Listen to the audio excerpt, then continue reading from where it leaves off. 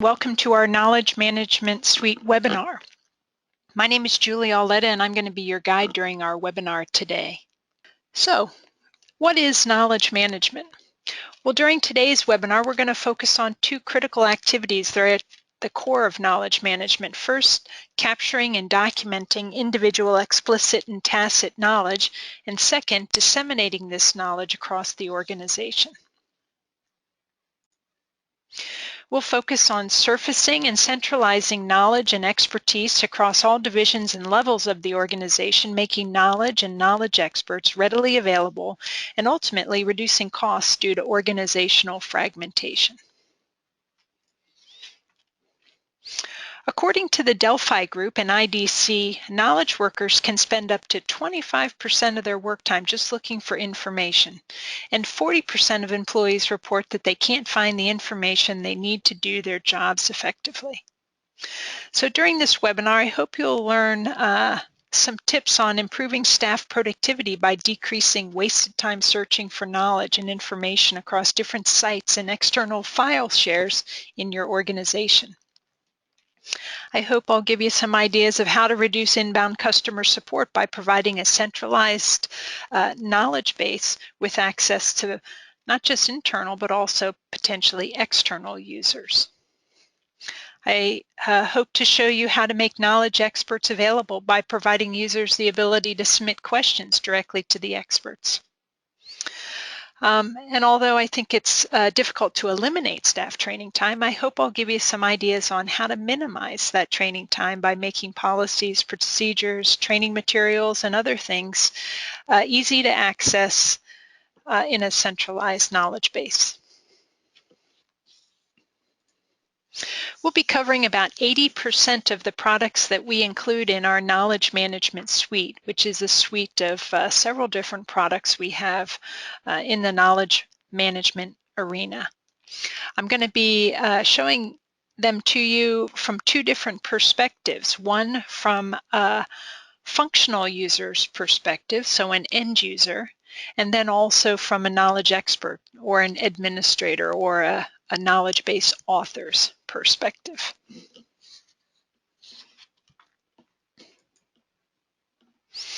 So whether you're managing a small company intranet targeted to staff or a large extranet implementation for internal and external collaboration and consumers, SharePoint sometimes offers some challenges. Some typical challenges that we run into in our customer base is user experience. There's too many user experiences and business processes across the different sites in your SharePoint portal. Collaboration. Sometimes pages and documents are managed differently and in different places by different teams, so that makes them hard to find. And then information discovery. Search results sometimes aren't relevant, and often it's difficult to refine and validate those results.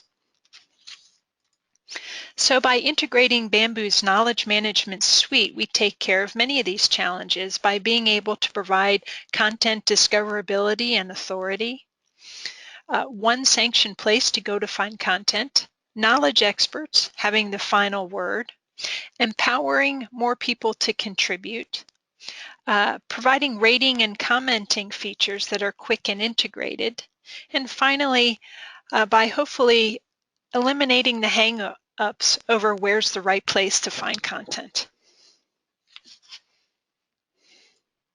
So now we're ready for our demo. I'm going to be using an intranet portal of a fictitious company. Let me minimize my PowerPoint. Here you should see my intranet portal for a fictitious company called the Effects Photo Corporation. I'm showing you this on a SharePoint 2013 on-premises SharePoint environment. This happens to be its own site collection, so what we're looking at now is the root site of the site collection. This portal, or this intranet portal, is fairly typical from what we see often, in that on the main page there's often a calendar, a corporate calendar to show people what's going on. And there's also some sites for each department in the organization. So here we see a site for HR. We can go there and we can see that it's got some documents in the front. It's got a different color scheme than the main page, but looks like the HR department is using it mainly to store documents. If we go back to Portal Home, we can click around on some of those other department sites. Engineering was one. So when we go to engineering, we see again a different color scheme. That's usually a good sign because that means the department is taking ownership of that site and they're uploading documents, maybe tracking some tasks. Here we see some documents and things like that. Finally, the marketing site will be a similar site, probably looking a little bit different than HR and engineering. Here, marketing, we see a lot of events on their main page, but looks like they also have some documents and things like that. So the idea with a SharePoint intranet or extranet portal is that you delegate responsibility and these different departments manage their own information. And that's what often leads to the challenges that we find from a knowledge management perspective. So with the Bamboo Knowledge Management Suite, what I did was create a site in this portal called the Knowledge Hub. So this is the centralized location where people can come to find information that they wouldn't otherwise be able to easily find. There's a couple of different areas of this Knowledge Hub. There's a knowledge base, there's a corporate wiki, there's a page I call Document Central, and then there's an advanced search. We're going to go through all four of these pages during this webinar. First, before we go, I wanted to explain the difference between a knowledge base and a wiki. A lot of people may get those confused or use those terms interchangeably. Here at Bamboo, we think of knowledge bases as a more formal collection of information. A knowledge base is something where there are identified subject matter experts who are responsible for articles in the knowledge base. Articles that are published to a knowledge base are often published after they go through kind of a formal approval process. Also, there are, if people have comments or questions about an article, they can submit them through the knowledge base, but they don't have necessarily the authority to make changes to articles. Only the experts create or edit articles. The corporate wiki, on the other hand, is much more informal. Wikis are things that anybody can contribute to, and it's intended to be informal and encourage everybody to participate. So when we get to those, we'll show you some tools to make wikis a little bit easier to use. But first, let's go to the knowledge base.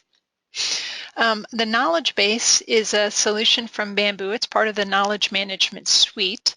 It's delivered as a collection of web parts and a couple of site templates. So to use it, what you would do is create a knowledge base site. So what we're looking at now is the end user site of the knowledge base.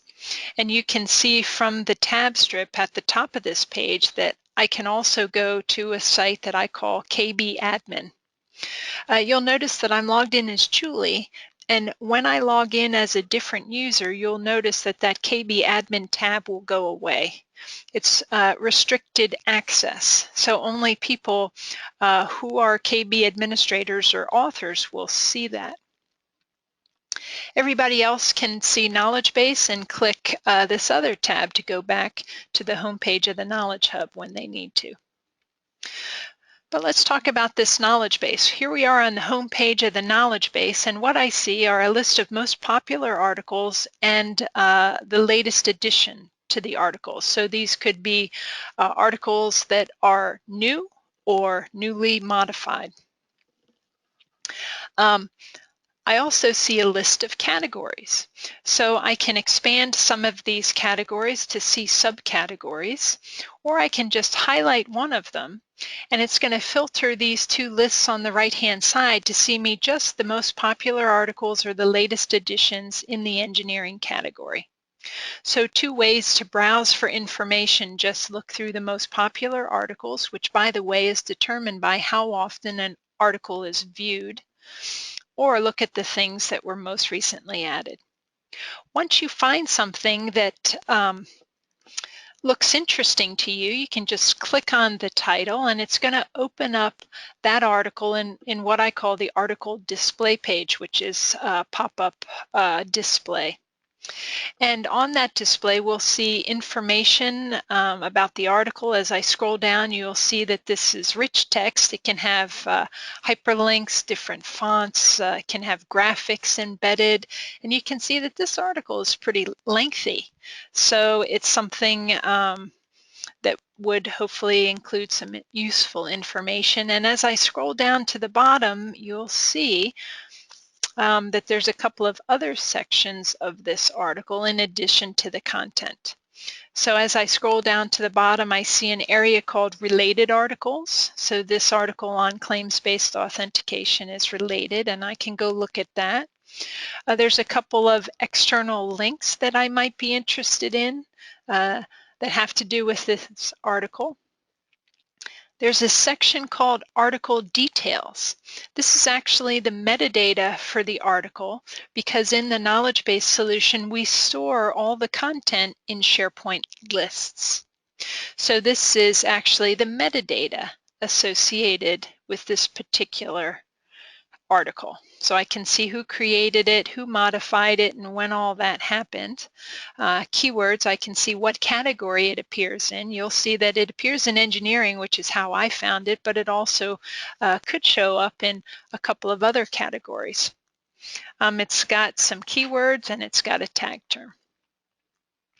As I scroll down even further, well, actually, before I do that, I should mention that article details will appear for every article in the knowledge base.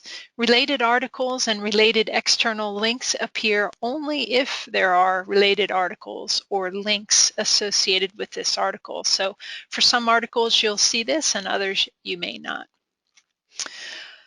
As I scroll down to the bottom, you'll see this area called Help Us Improve This Article. This shows up for every article, and I think it's one of the most important features of our knowledge-based solution, because I think there are lots of tools you can use to post information about knowledge in your organization, but this tool here is a feedback mechanism. So as people read your articles, they can give you feedback. So they might give you a 5 and say, this is great, thanks, and submit it. Or they might give you a 1 or 2 and give you some constructive criticism about what they had hoped to read in your article. So you'll notice that when they submit a comment, they get some feedback on the page, which is important. Also, behind the scenes, we'll notify the person responsible for this article to let them know that they just received a comment. If it was a comment about something that might be missing in the article, or some unmatched expectations from a reader, they can get on that as soon as possible and go and potentially modify that article, or maybe create a new article. So this feedback mechanism is an important benefit of the knowledge-based solution, because with this mechanism, your knowledge-based content is continuously improving. If I scroll down to the very bottom, I'll see some comments, and these are comments that were submitted by other users that the article author decided to publish. So these were published on these dates. So those are comments by other readers. As I scroll back up to the top of this article, you'll notice if I scroll to the right, I have some other information about the article that's shown on this page. So I can see when it was created, when it was last modified, who modified it last, how many times has it been viewed, and what's its rating. So you'll see that this one is, after the rating that I just gave it, now it's a 4.6 out of 5, and 5 people have voted on it. I also have some quick links to print or email or convert the content of this article to a PDF. So that's the home page of our knowledge base. Basically, end users will browse for information on this page, and they'll either browse it by popularity, by latest editions, or they'll filter those two lists by category. If your organization is anything like ours, though, you have people that like to browse, but other people prefer to search. And for those users, we have a search page. And so when I go and click on the search page, what I'll see is a simple search tool where I can find information. I can choose to select not just one category, but maybe multiple categories. Or I can type in a keyword, or maybe I'll type in something that occurs in the article title or the article text. Or I can type something in this box down here if I'm not sure which column my search text might appear. And here I just want to search everything for my search text. This search tool is configurable. Because we store our article contents in SharePoint, those of you familiar with SharePoint know that it's fairly easy to add extra columns to SharePoint lists. So if you choose to do that, you probably will want to come and modify the search tool so that your end users can search for that new column that you add. So here is a column that I added called escalation, and I had modified this search tool so that my end users can also search for that additional column if they need to. So after they search and they get some results, they'll see a little blurb, the top part of the article. They'll see the title, when it was last updated, and some other information about that article. The search results are also configurable, so you can show more columns of information if you want to. But basically, when somebody finds that information, or they find an article that they think will help them, they just click on the title just like we did on the home page, and they can see the content of that article. So here we can see some information about Ajax. There's article details, so you'll see this is an example where we had no related articles or no related external links. So we just see article details, we see the comment area, and we see some published comments. And you can see this comment here, the third one, was one that asked, that provided some constructive criticism, and the article author added a note to that comment before they published it. So again, we believe it's important not just for people to comment on your articles, but for you to have the ability to post back and publish those comments for the rest of the consumers of your knowledge base. So again, homepage, we can browse. This page, we can search. There's a third way to find knowledge in this knowledge base, and that's by using a tag cloud. So as we saw in the article details, every article has some tags applied. And on this page, we have a tag cloud where all the potential tags are listed, and the ones that are used most often appear in larger fonts. So if I click on the tag SharePoint, what I'm going to see are all the articles that were tagged with that word. And then, of course, I can click on the article title, and it's going to open up that article display. So 3 ways to find information in this knowledge base, but believe it or not, sometimes people are not going to find what they're looking for. So we don't want them to go away, we want them to ask a question. Because with this knowledge base, we want it to continuously improve. We want the content to get better and better over time. So if somebody can't find what they're looking for, we want them to let us know.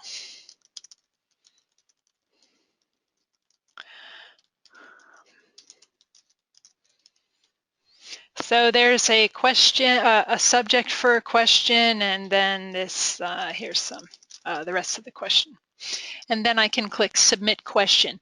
This, just like a comment on a specific article, gets some feedback for the end user on the page, and behind the scenes is going to notify the knowledge base administrators so that they can respond to this question as soon as they can. The worst thing that that could happen is that people ask you questions or people comment on your articles and nobody ever responds. That's going to negatively impact the use of your knowledge base. So we want those responses to happen as soon as possible. So we need to push that information out of SharePoint via alerts.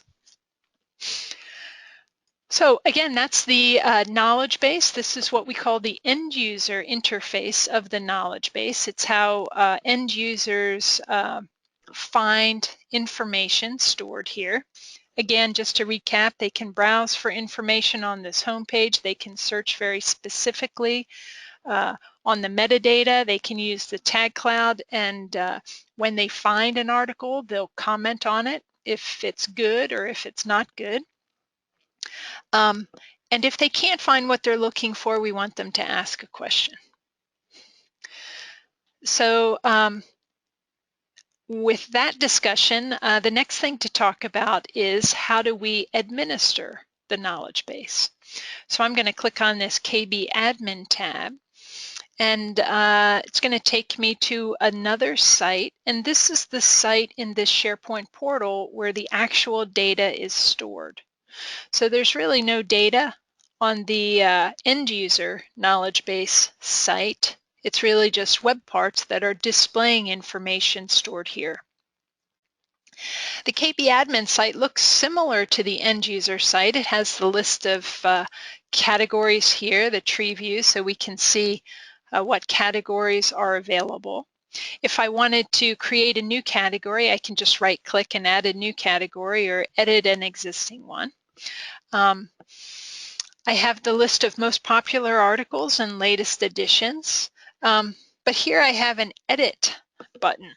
So if I needed to edit that Ajax article, I could just click on edit, and it's going to open up not the article display page, but the SharePoint edit form.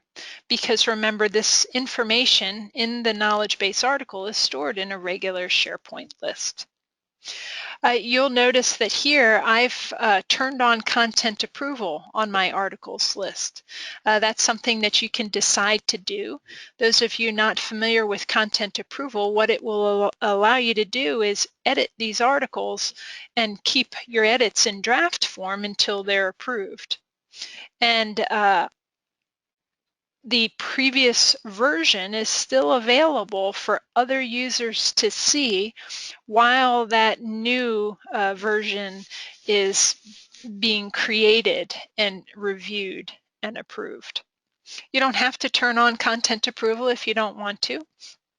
We have an article status here, and it can be draft, under review, published, or archived. If it's published, that means that end users can see it. So if it's any of these other statuses, it's hidden from end users. I also have a workflow associated with this articles list, so I can automate the approval of new or modified articles. Before I show you that, let's just go through and take a look at the columns that we have here out of the box. Of course, we have an article title. We have a multi-select lookup that this is how I choose related articles. We saw one related article on that first one we looked at. Here are article keywords. Articles can be of certain types. The types that you see listed here are the out-of-the-box types, but this is SharePoint and this is a choice column. So if you wanted to add new types or change the existing ones, that's certainly up to you and possible. Related external links are here. Article status, we talked about a little bit. Review date is a date that you can use to remind your article authors to come in and review articles for content. Sometimes content gets stale over time, and you don't want your users consuming stale content, so it's good to review these articles every 90 days or so. So you might want to put in a review date and then set up an alert to send a notification to your article authors, or maybe just the author associated with this article, so that they review things periodically. The article title, category is here, and as you might have noticed before, an article can appear in more than one category. Then we have our rich text area that is the article text. So it's rich text, so we can upload some images, we can add bullets or tables or different fonts or whatever we need to do to communicate that information. Below that, we see the tag terms, an expiration date. You can use that date to hide this article from view once the expiration date passes. And then the last thing you see there is that escalation, which is an extra column that I added just because I can. It's a SharePoint list. So if I cancel out of that edit form, I'm going to go and click on article control, and you'll see that this is just the SharePoint view of that articles list. And I mentioned to you that I have a workflow, and it's review article for publishing. So I just wanted to give you a glimpse of that workflow. I've used our workflow conductor product, which is a Bamboo product, but you could also use any workflow that you might have. So I'm going to filter to find that review article workflow and open it up just to give you a quick glimpse. First, we look to see if the article is status is publish. Then we request approval. If I double click on this request approval widget, you'll see that I have a couple of people who are designated reviewers for this knowledge base. I could also potentially look up who the approvers are based on what category an article might show up in, or maybe some other metadata. I assign tasks. Tasks are due. We send notifications. So it's a pretty standard review process. If it's approved, we set the approval status. That's the content approval field. To approved, otherwise we leave it in draft. So that's just a basic workflow. You can use the workflow conductor if you have it, or other workflows will work also, because this is a regular SharePoint list. Some other things on the KB admin area that I should tell you about are the category control. So all those categories are stored in another SharePoint list that you can see here. So we have a category name, a parent category, and if you wanted to add an image, you can. You can see most of my categories don't have an image. So if we go back to the home page, you'll see that the default image is a yellow folder. And for those categories where I had an image, it shows with the appropriate icon. Permissions for articles in this knowledge base use the out-of-the-box SharePoint permissions. So if you want to restrict access, you should restrict access to the article and the category. And we have a tool to help you do that, because In SharePoint, you can just change permissions for one thing at a time, but you might want to search for articles, select several articles at a time, and change permissions for all of them at once. So this tool that I get to by clicking Manage Articles and Category Permissions is a tool that allows me to change the permissions of multiple things at once. And again, it uses the out-of-the-box SharePoint permissions. So you can see when I search for articles, I didn't put any search criteria in there, so I got all the articles. I see a list, and that list has a column called security type. And security type is represented by a color. The color is not important, but the fact that there are 3 different colors in this list is. What that means is that the different colors represent a different permission setting. So I could, if I wanted to, select several things, and then at the bottom click on Manage Permissions, and it's going to open up the familiar SharePoint permission settings. So if I wanted to restrict the 3 that I selected so that KM webinar visitors, this SharePoint group, does not have access, I could remove the user permissions for those selected articles. I can also search on categories. So it might be that I don't want some users to see some of the categories. So I have a tool to change permissions of those also. If those comments that I submitted, I can come here, click Approve and Manage, choose the status of submitted, and search for comments that have been submitted. Or, as I mentioned, maybe I'm the article owner and I got an email notification of a comment that was submitted. So I could also access the comment via email. But here I can see all the comments that were submitted that are not published. So I can see there's the one that I just submitted. This is great, thanks. So comments like that I like to publish right away. Other comments, like you see, are still listed here, are things that I probably need to do some work on before I publish. So this is how I can manage those comments. I also have a link to the tag, so I can add more tags if I want to. I have links to the questions that were submitted, so I can manage that process as well. So questions, I can see a question and decide what I want to do with it, whether I answer it. Sometimes I mark it that I need to write a new KB for that question or whatever needs to be done. Another page I like is the reporting page. So one thing about having a knowledge base is you want to kind of watch the use of the content of your knowledge base. So on this reporting page, we have a couple of different reports for you. The first one is article counts by category. So these are all the categories I have in my knowledge base, and you can see on the pie chart which one has the most articles. It looks like engineering in my area does. And then down below, we can see each category. We can see how many articles are in that category, and then we can see the average user rating of articles in that category. So that, I think, is useful information for people responsible for each category. I have a similar report for article type.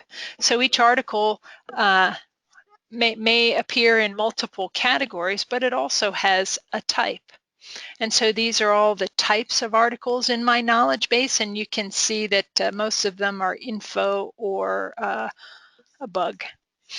So there we can see the bug type has 14 articles, average rating 0, info 13, there's a 2. The report I like the most is article usage. So here it shows me the most popular articles by page view, and then shows me the rating of that article. So hopefully the articles that are viewed most often have a high rating. Or at least that's how you can start to manage your knowledge collection, by improving the articles that are viewed most often. So it helps you to focus your efforts. And then the last report is about the questions that have been submitted. So how many questions, how many need a KB, how many don't have an answer yet, how many have replies. So again, that's the knowledge base. Before I go further, I want to log in as another user. So I will right click there and open up another Internet Explorer and log in as a different user.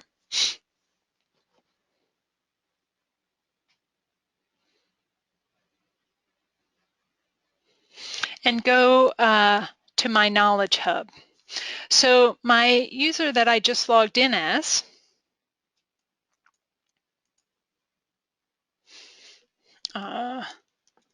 is an external user. Let me just open a new tab here. So, sorry.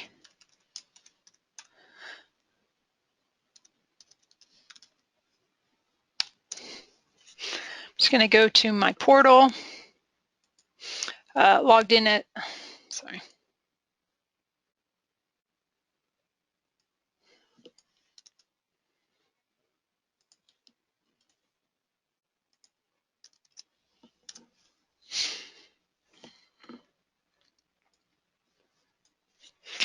Logged in as this user, I'm going to go to the Knowledge Hub, then I'm going to go to the Knowledge Base. You'll see in the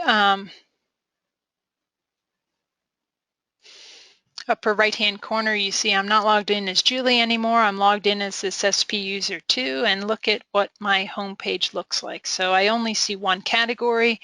I only see 3 articles. I don't see that third tab, so I can't get to the admin area, but I can, for the articles I do have access to, I can certainly open up the article display page.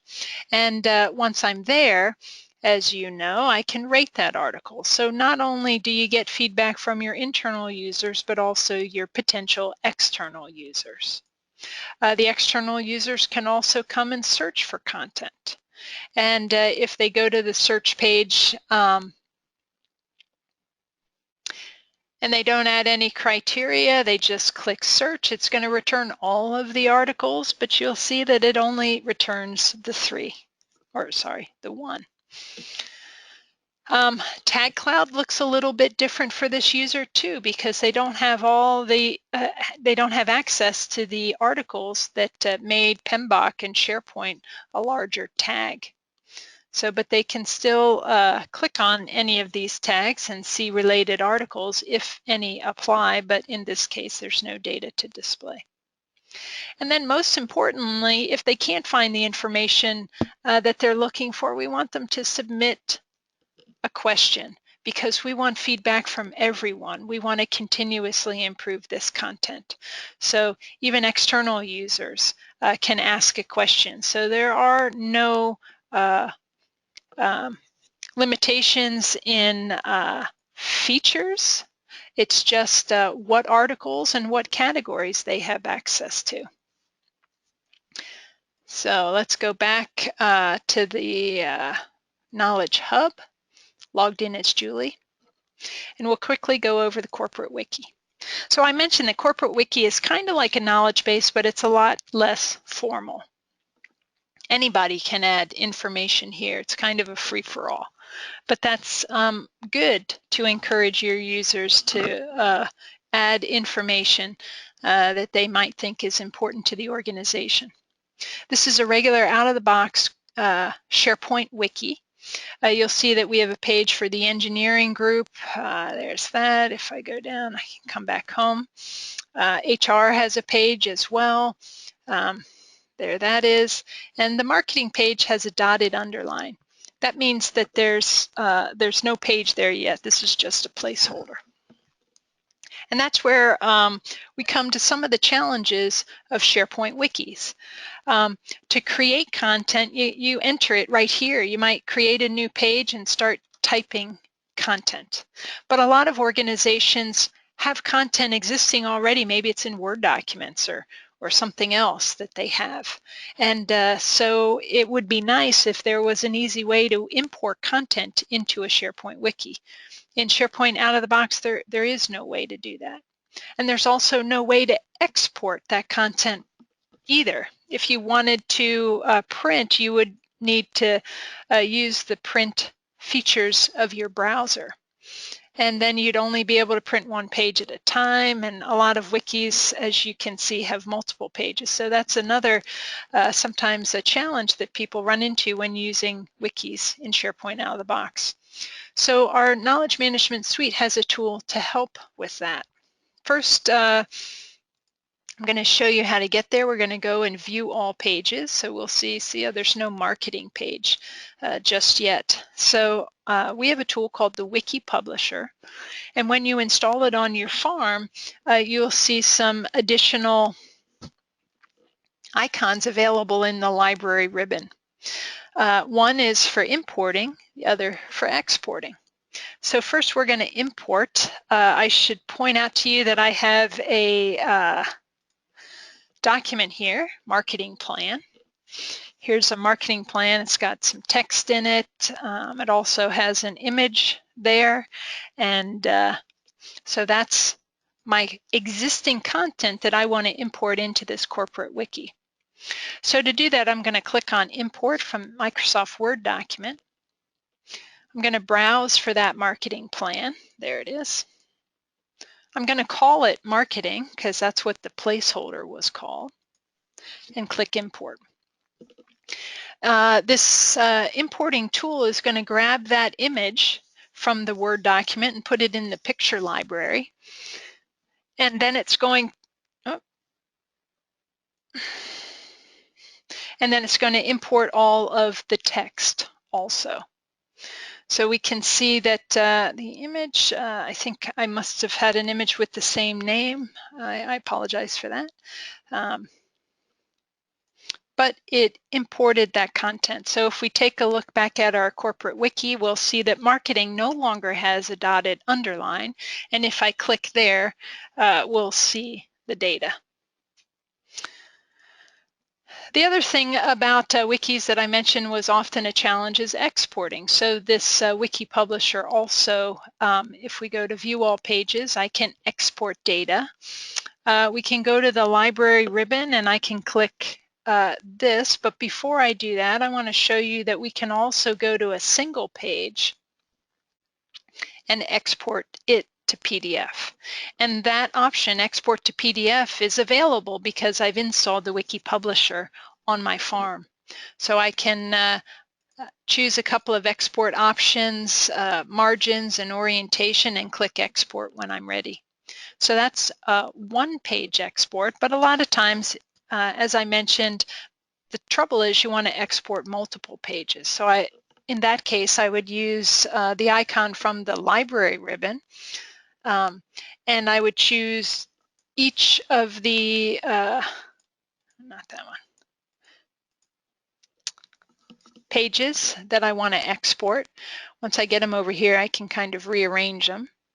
I can choose some export options, margins and orientation, and export all of those, and it's going to generate one PDF that I can take and send to other people if I want them to have access but not edit stuff like that, or whatever it is that I need to do with it once I export it.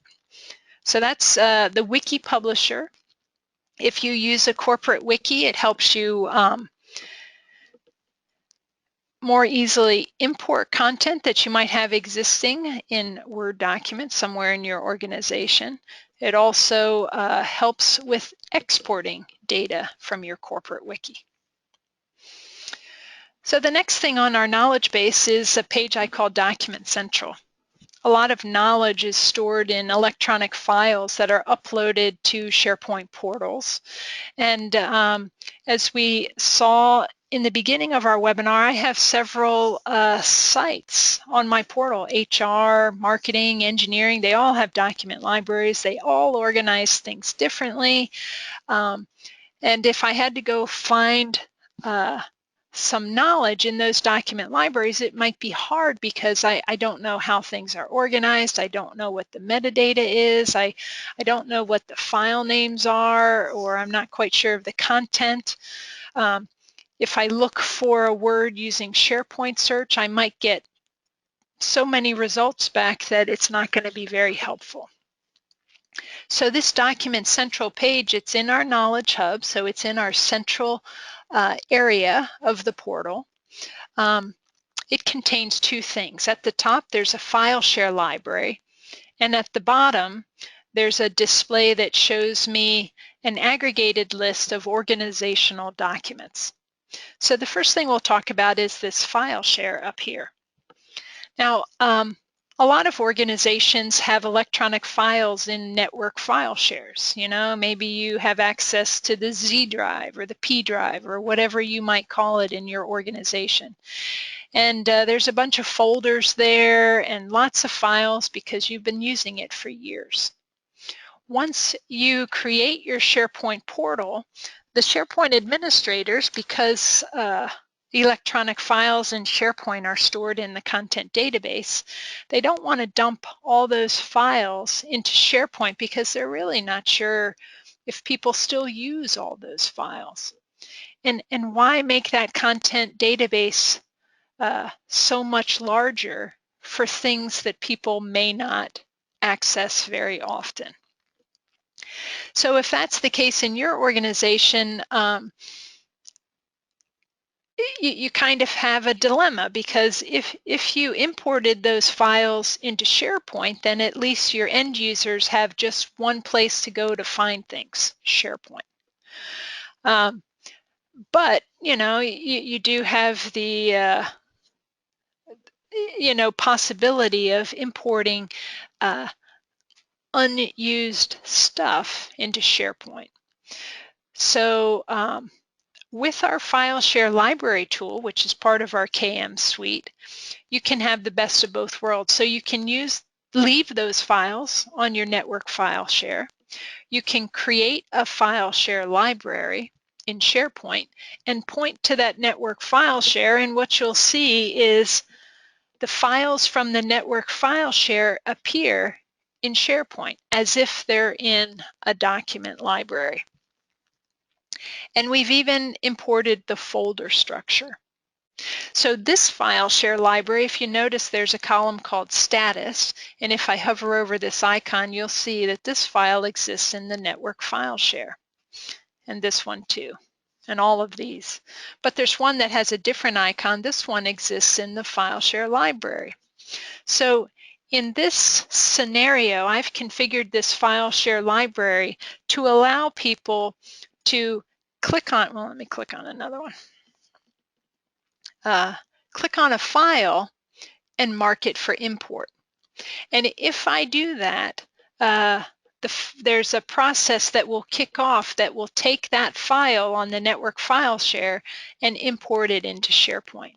So in other words, if it's a file that I need and I want it in SharePoint to take advantage of versioning and security and stuff like that, I can choose to import things as I need them. So rather than just dumping everything in, I'm going to import as I need.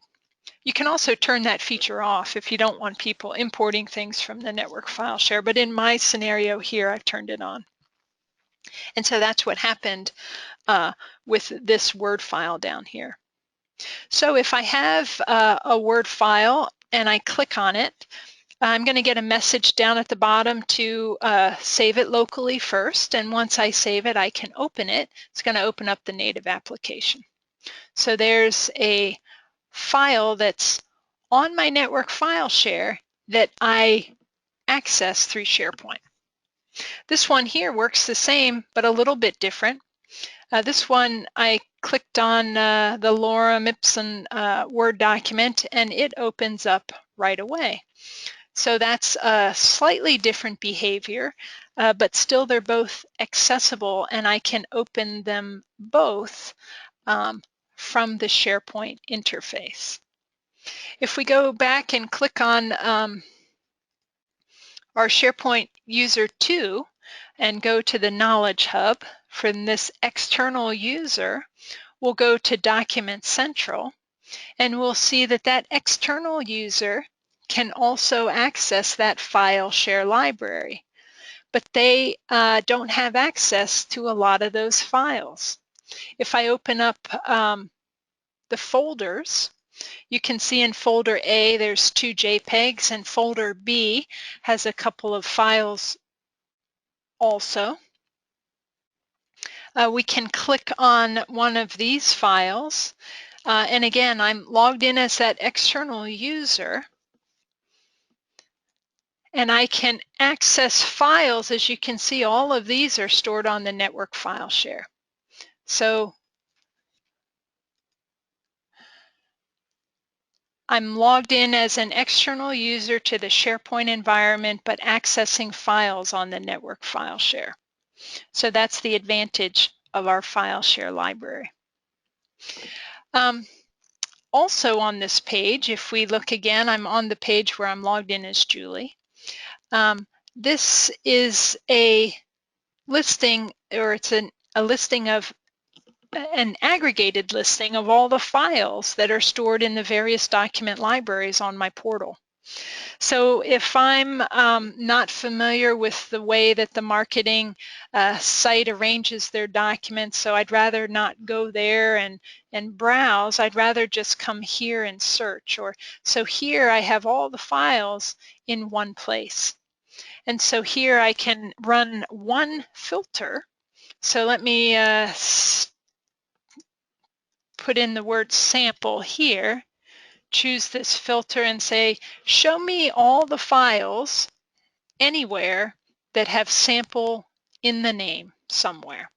So here you can see I went from many pages to 2, and here I can see a bunch of things that have sample in the name.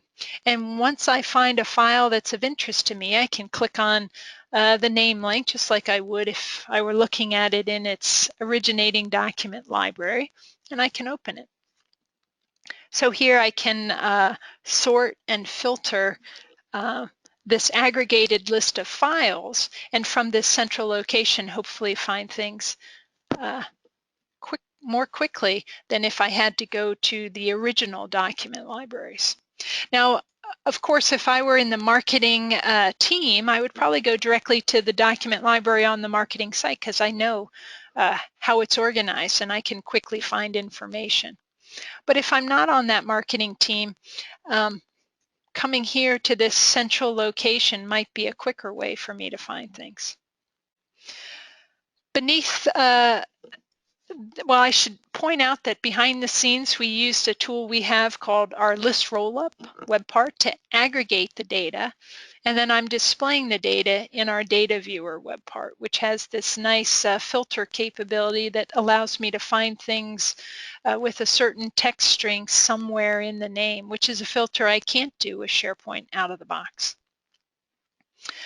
And then on the bottom of this page, again, I mentioned that sometimes in an organization, there are people that like to browse and others that like to search. So because of that, I put our data viewer here for those browsers, and I put the search tool here for searchers.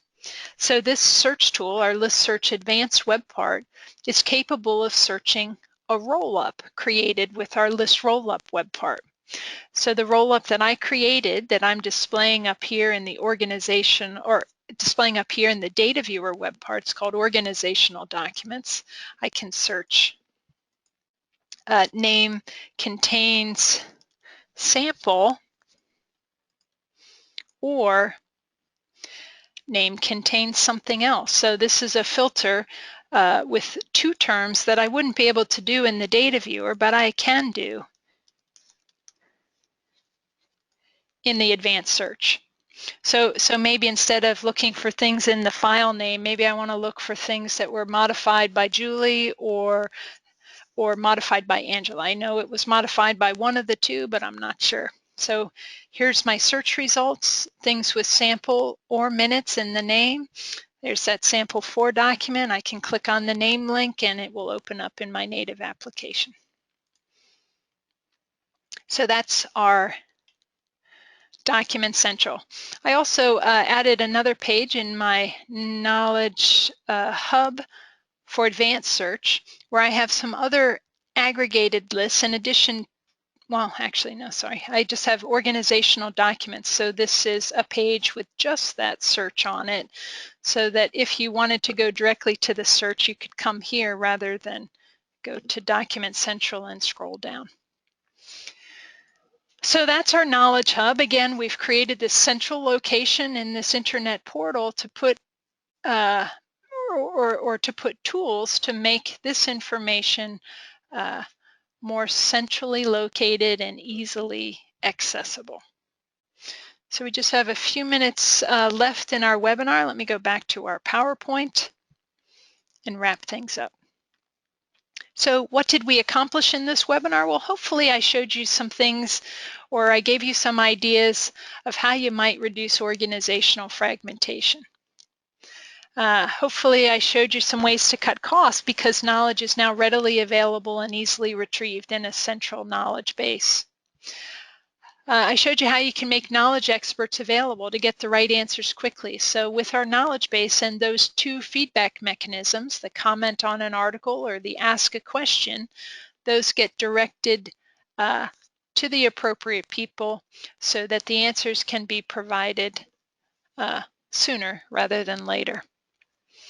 Having a central place is a way that you can improve staff productivity. So rather than have everybody figure out how all the other departments store their data, put a central place in there with one aggregated list of files and a filter so that things are easier to find.